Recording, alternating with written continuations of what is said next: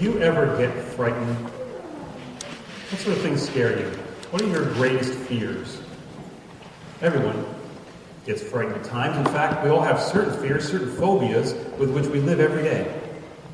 Some are fairly common, like agliophobia, the fear of pain, pathophobia, the fear of sickness, thanatophobia, the fear of death and loss. Others, though not quite so common, are still quite understandable. Trypanophobia, the fear of needles and injections. Pteromerhanophobia, the fear of flying. Dentophobia, the fear of dentists. Ecclesiophobia, the fear of church. And anyone who's ever been part of a church committee knows what that one is. But beyond this, there are some fears that are just plain bizarre. Barophobia is the fear of gravity. I'm not exactly sure how you get around that one. Arachibutyrophobia, can you figure that one out? It's the fear of peanut butter sticking to the roof of your mouth. It's an absolute clinical fear. But how about my three personal favorites? Poganophobia, it's the fear of deers. Homilophobia, the fear of sermons. And do we all suffer from that one, at least a little? And last but not least, my favorite, phylacterophobia, the fear of bald people. Feel my wrath.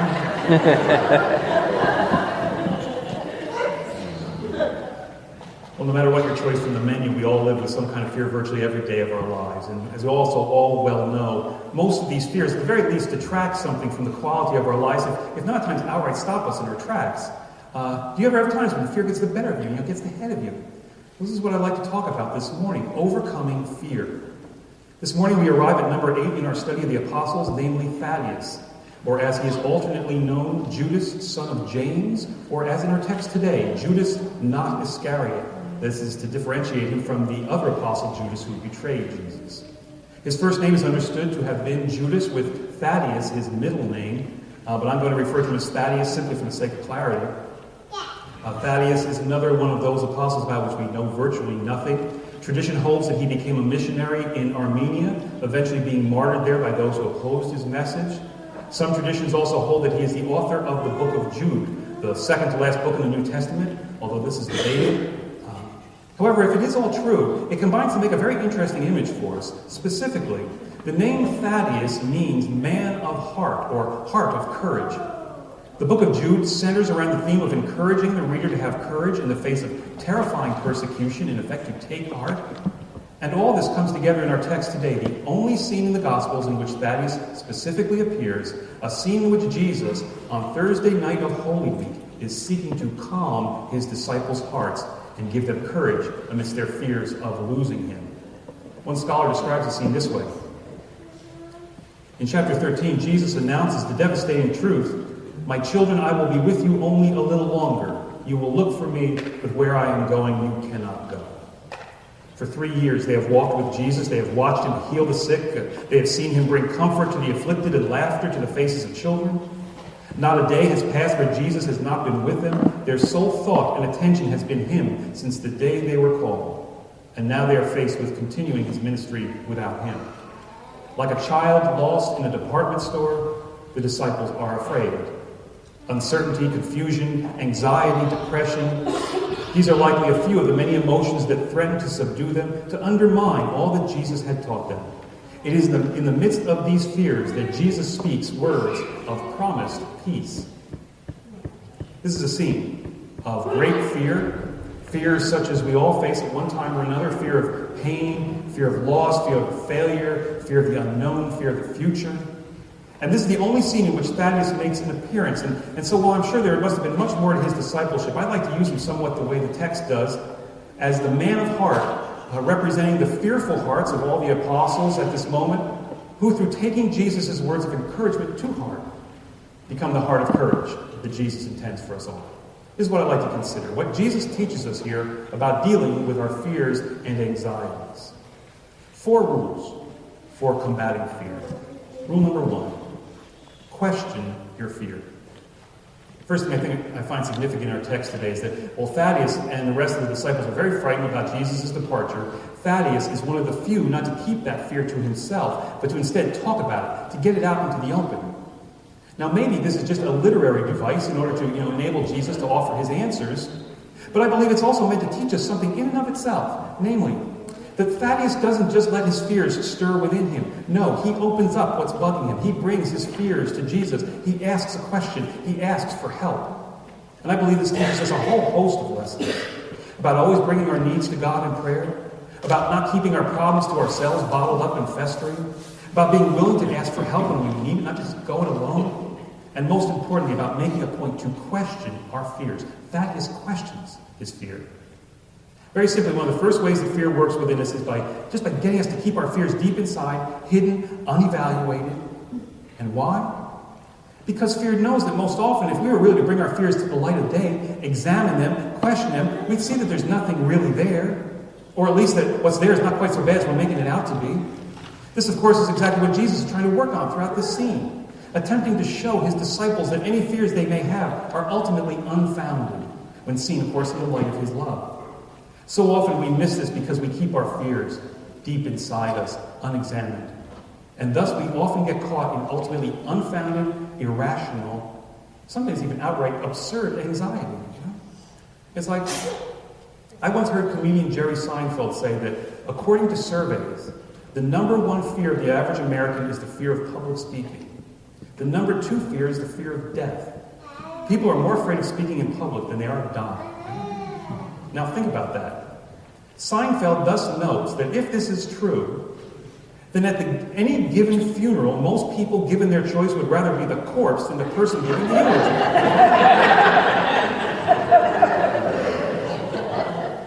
Now that just doesn't make sense. It's irrational fear. Well, how about this? One preacher writes, according to scientists, pickles cause cancer, communism, airline tragedies, auto accidents, and crime waves. It's absolutely true. Consider the facts. 99.9% of all cancer victims have eaten a pickle at some time in their lives. So have 100% of all soldiers, 96.8% of communist sympathizers, 99.7% of those involved in auto accidents, and 98.9% of all criminals. Moreover, of those people born in 1839 who ate pickles, there has been a 100% mortality rate. They're all dead. Pickles are killers. They cause cancer, communism, crashes, and crime. What more proof do we need? You see, most fears may contain an element of truth, but most often than not, the real problem is that we've allowed ourselves to take this little germ of reality in entirely the wrong way, out of all proportion, all logic, all reason. We're looking at it wrong. We need to take a reality check. We first need to speak our fear, get it out in the open, see it for what it really is, evaluate it, and question it. Have you ever noticed how your fear most often overtakes you in the middle of the night, in the dark, when you can do absolutely nothing about it? That's because fear doesn't want you to look at it in the light, How often are we allowing ourselves to get lost in fears which, if we were willing to really examine them, in the cold, hard light of day would seem to be nothing at all, or at least not really that scary? Does what frightens us actually exist? Is it really a problem? If it is a problem, is it truly the end of the world? Is all hopeless? Is it the worst problem any human being has ever faced? Has no one in the history of creation ever survived such a thing? How much are we lost in fears that don't exist? Author Alan Smith writes, a state trooper pulled over a man on a lonely road and said, "Sir, is there a reason why you were weaving all over the road?" The man replied, "Oh, officer, thank goodness you're here. I almost had an accident. I looked up and there was this huge tree right in front of me, so I swerved to the left and there was another tree in front of me, so I swerved to the right and there was another tree in front of me."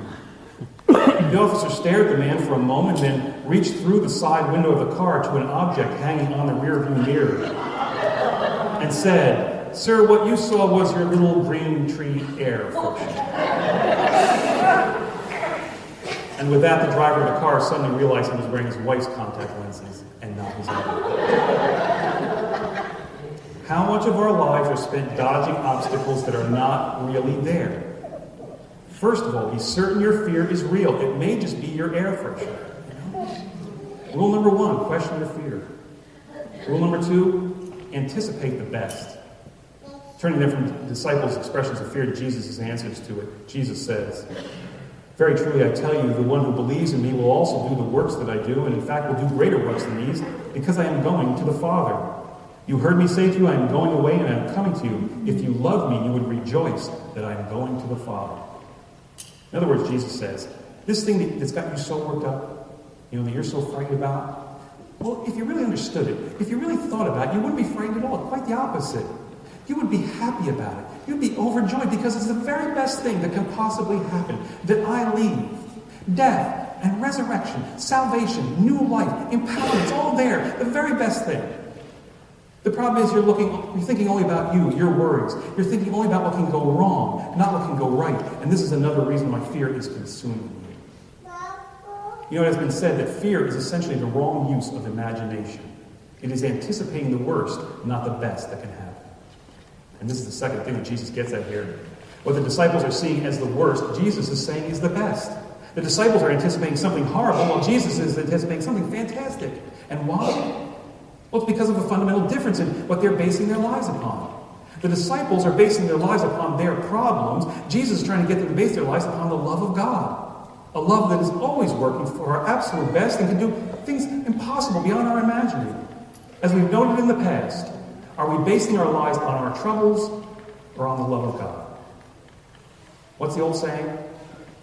A psychotic is a person who believes that 2 + 2 = 5, and they're fine with that. While a neurotic is a person who knows that 2 + 2 = 4, but they worry about it.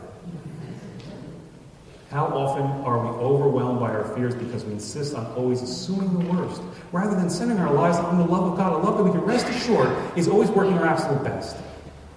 It's like anyone here who's a parent. Do you want the absolute best for your children? I can't hear you. You want the absolute best for your children?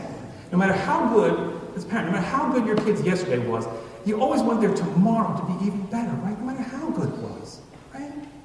Well, it's the same with our heavenly parent, When you confront some scary situation in your life, secondly, don't anticipate the worst, anticipate the best. Expect a wonderful God to be working something wonderful beyond your imagining. This is not just as some sort of positive thinking, glass half full kind of wishful thinking, but rather as a grounding yourself in the facts, namely, that your problems do not decide your life, rather the love of God in Jesus Christ does. A God who's continually working the very greatest things for you. That even in the most seemingly hopeless, gone situation, God can work something absolutely fantastic. Something better than you've ever even thought of having without the problem, Anticipate the best. Christian author Rhonda Troy writes, "It happened about 5 years ago. I remember it as if it were yesterday. I had been stewing in my hot car all day with my 5 little ones. I delivered a son to baseball practice, delivered my husband to a church finance meeting, delivered the forgotten baseball mitt back to the ballgame practice, and ran a bajillion other deliveries in between. To top it all off, the day had been packed with one annoying trauma after another. The ATM ate my card without so much as a thank you. The air conditioner in the van was suddenly toast. And all the while I was having visions, maybe something more akin to flashbacks, of the mountain of laundry awaiting at home for me. My friend Liz likes to call it Mount Washmore. If it had been one of those 3 spilled dinners, and while there's no use crying over spilled milk, 3 of them can bring about tears just about anything. I broke a nail, overspent on the budget, and forgot to deliver some clothes to the local thrift shop, yet another unfinished responsibility hanging over my head. Worst of all, there was my father's hospitalization and my husband's sudden unemployment, and the pending bills in the morning's mail for which there just wasn't enough money. I was so scared, not knowing how we're going to make it through all this. And now after this horrible day, I was on the verge of giving up entirely when my daughter Kaylee, 4 years old at the time, suddenly piped in with the deep thought of the hour. Mom, she asked, why have we got 2 holes in our noses? Terrific. A friend of mine gave me the obvious answer later. She said that we have 2 holes in our noses so that we can still breathe out of one while we have a finger in the other. But since I'm not nearly that quick thinking, I just exploded, answering simply and abruptly, Kaylee, it's because that's just the way God designed us, okay? And even if we can't see the reason at the moment or understand, we can rest assured that whatever God designs for us is just right because He loves us so. Of course, immediately it hit me. I really hate it when I'm trying to sound all wise and motherly to my children, and instead I get caught between the eyes with the jewel of wisdom that's supposed to be for them. Yet there it was, right in my face. I knew the message was for me. Here was God speaking to me in a 4-year-old. And why have we got 2 holes in our noses? God present, active, caring, and reminding me in my own answer to relax and to trust. To look to him, not my fears, because he loves me. As I surrendered my day and all my troubles to this simple message, suddenly all the tensions and worries of my life fell right into place. And how those problems paled into insignificance against the brightness of my countless blessings that I was overlooking. 5 of them, bouncing happily in my toasty minivan, breathing through 10 perfectly designed nostrils. Praise God.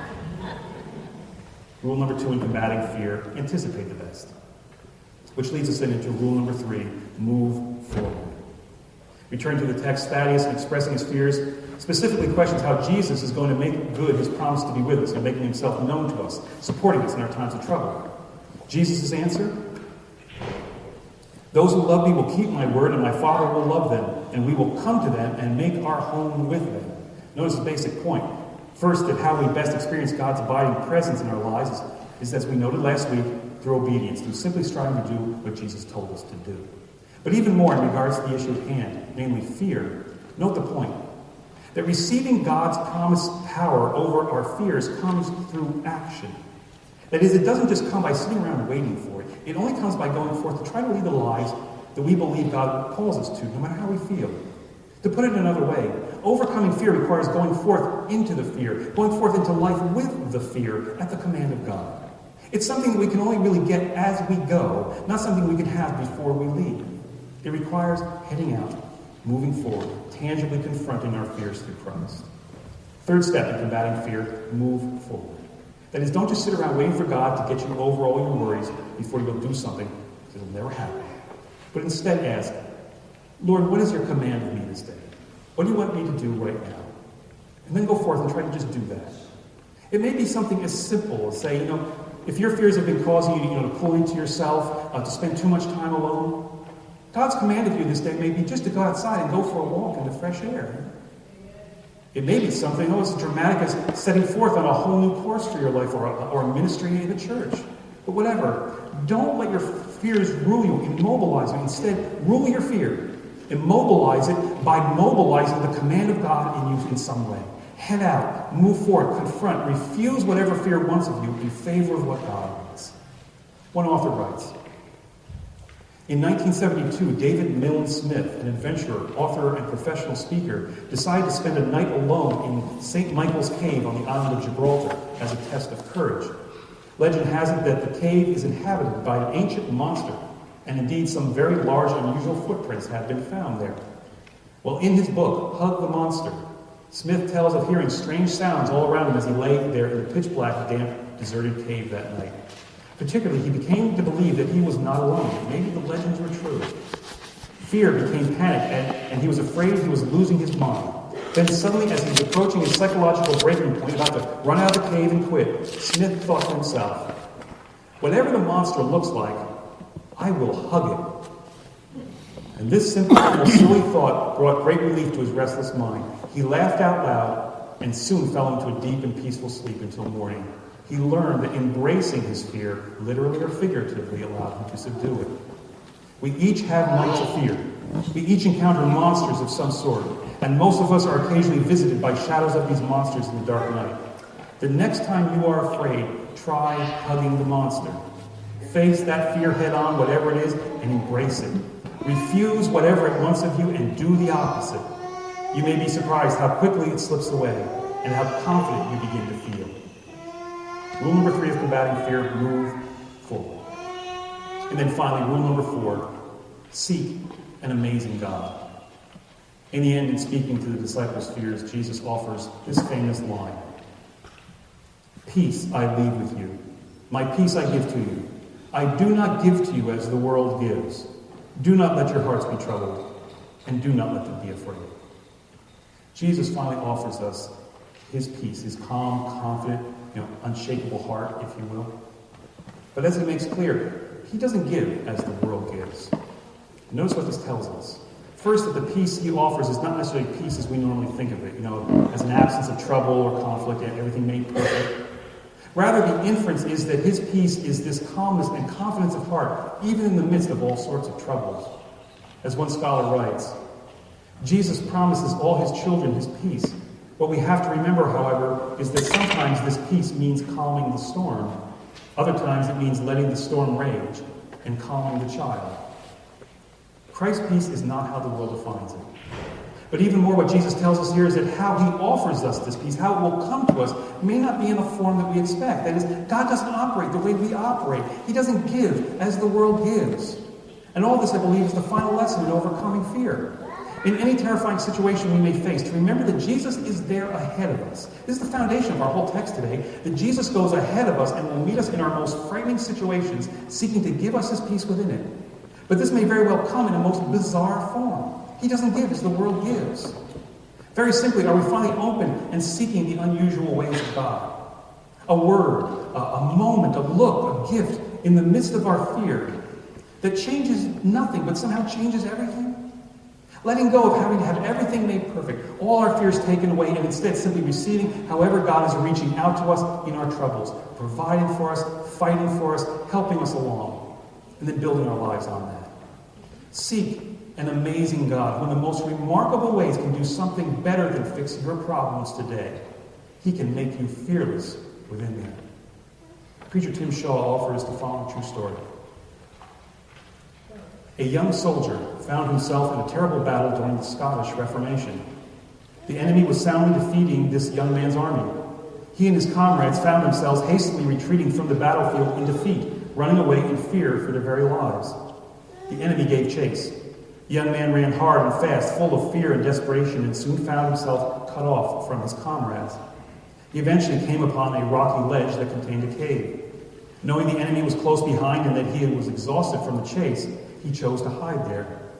After he crawled in, he fell to his face in the darkness, desperately crying to God to save him and to protect him from his enemies.